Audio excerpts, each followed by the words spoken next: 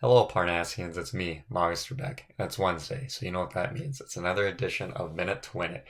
This is week or edition 31 for Minute to Win It, and for this week, I would like you to do a wheelbarrow. Well, not a wheelbarrow race, but get a sibling or a parent or someone who can help you hold your feet, and then you walk on your hands.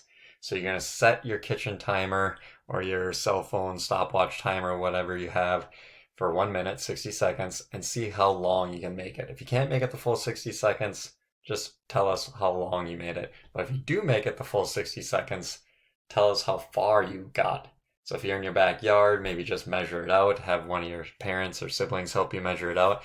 But yeah, see how long you can make it. If you can make it 60 seconds, awesome, fabulous, that's great.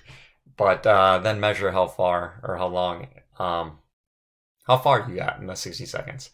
And that's it for this week, Parnassians. For edition 31, Minute to Win It. It's the wheelbarrow walk.